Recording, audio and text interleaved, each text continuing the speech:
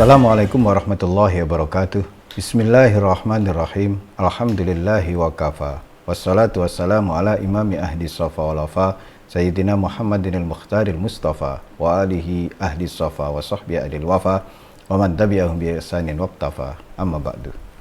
Saudara-saudaraku yang dirahmati oleh Allah Subhanahu wa taala, kita lanjutkan lagi kajian kitab Wasiyatul Mustafa tentang keutamaan membaca surat Ad-Dukhan dan surat Al-Mulk di malam Jum'ah. Yang sebelumnya kita telah bahas tentang keutamaan surat Al-Baqarah. Sebelum kita bahas bersama-sama, mari kita buka dengan Ummul Quran, Ummul Doa, suratul Fatihah. Ila hadratin Nabiyil Mustafa Rasulillah sallallahu alaihi wasallam wa alihi wa ashabihi wa azwajihi wa zurriyyati wa ahli baiti ajmain, khususan muallif kitab Wasiyatul Mustafa Syekh Abdul Wahab Asy-Syarani. Lahumul Fatihah. A'udzubillah. Bismillahirrahmanirrahim.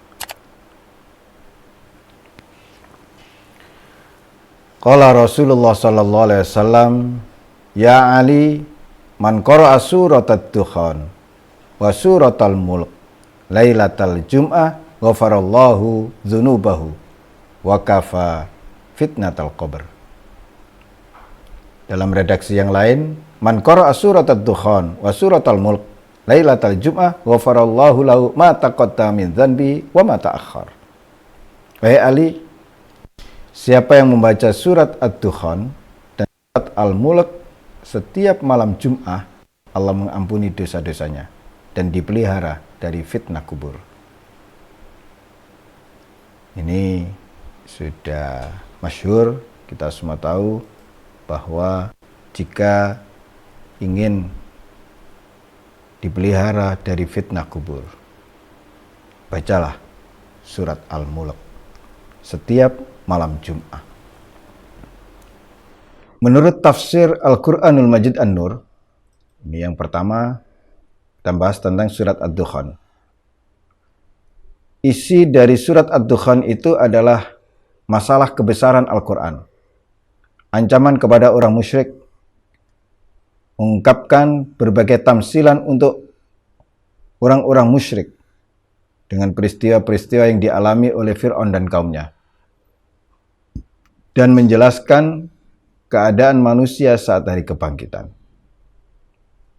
Nah, siapa yang membiasakan membaca surat Ad-Dukhan, di antara keutamaannya adalah yang pertama, ia akan diampuni dosa-dosanya. Kemudian, dia akan dinikahkan dengan bidadari surga. Kemudian, 70.000 malaikat akan memintakan ampun untuknya. Termasuk akan dibangunkan rumah di surga, dan seterusnya dan seterusnya. Yang pada intinya, ya, setiap surat memiliki keutamaan dan keistimewaan tersendiri. Yang selanjutnya, surat Al-Mulk, yang dibaca ketika malam Jum'ah. Siapa yang membacanya? Ya, yang pertama, ya akan dijauhkan dari maksiat. Jadi, jika ingin kita dihindarkan dari perbuatan maksiat, sering-seringlah membaca surat Al-Mulk. Jika kita berharap selamat dari siksa kubur dan siksa neraka, ya, biasakanlah membaca surat Al-Mulk, khususnya di malam Jum'ah. Dan ada keterangan dalam tafsir Jalalain, di situ dianjurkan ketika selesai membaca surat Al-Mulk, setelah ayat terakhir itu Ma'in, ucapkan Allah Rabbul Alamin. Artinya begini, di surat terakhir itu Allah berfirman kepada Nabi Muhammad, katakan Muhammad, terangkanlah kepadaku Jika sumber air kamu menjadi kering, siapa yang akan memberimu air yang mengalir?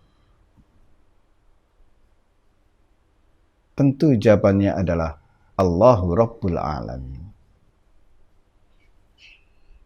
Nah, saudara-saudaraku yang dirahmati oleh Allah Subhanahu wa Ta'ala, surat Al-Mulk ini merupakan salah satu dari 7 surat penyelamat